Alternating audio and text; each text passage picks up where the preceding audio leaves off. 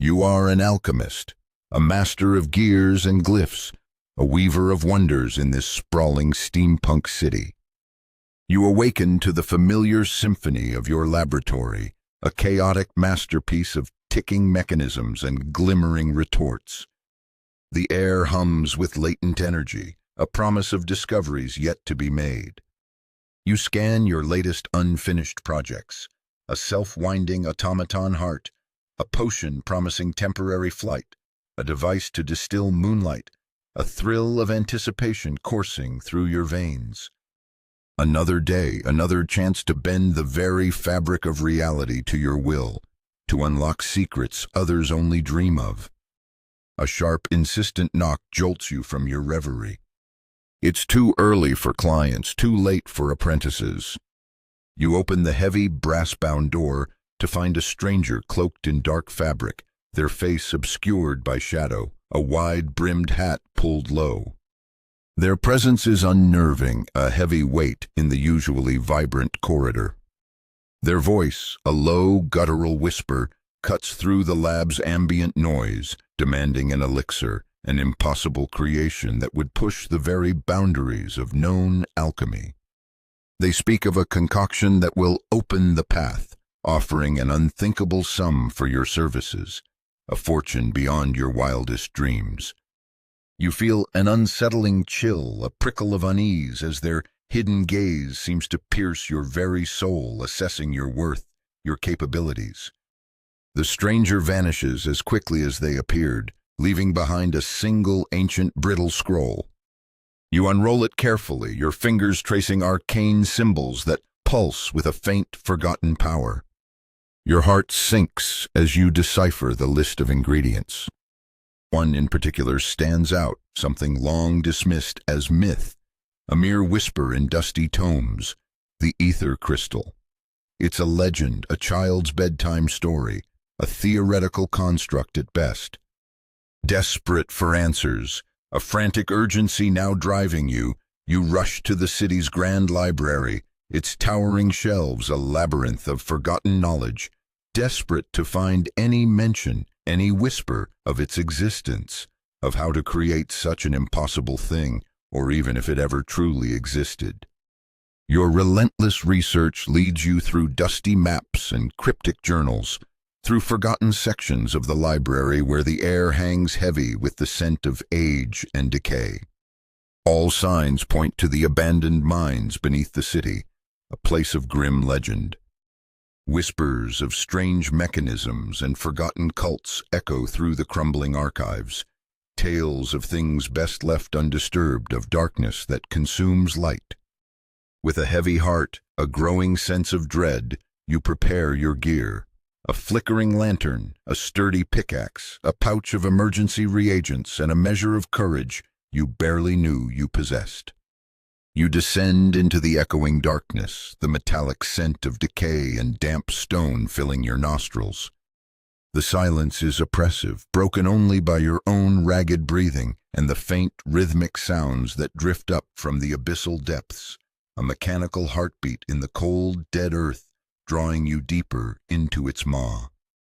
Deeper and deeper you go, the air growing thick with the scent of ozone and ancient metal, the rhythmic thrumming growing louder, more insistent.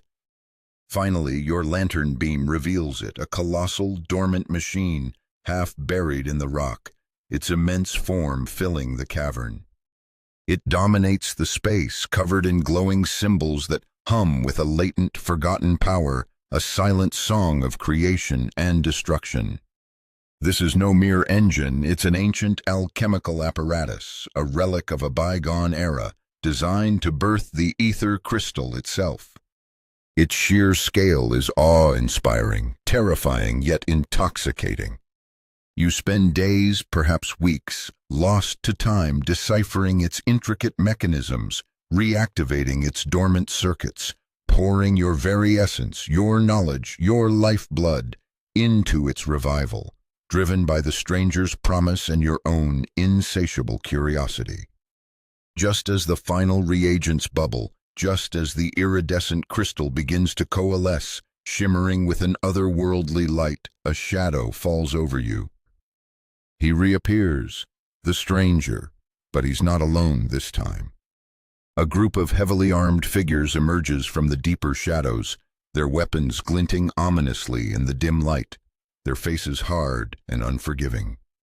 His voice, now devoid of its former hushed tone, booms with cold triumph, echoing off the cavern walls, shattering the fragile peace of your discovery.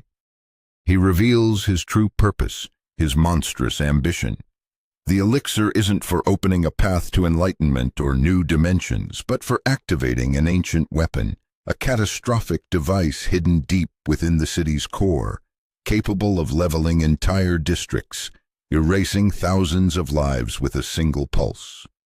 Panic seizes you, a cold dread that chills you to the bone, turning your blood to ice. You are faced with an impossible choice. Hand over the elixir, become an unwitting accomplice to unimaginable destruction, a perpetrator of mass murder, or risk everything, your life included, to stop him. Your mind races, a whirlwind of formulas and calculations, desperate for a solution.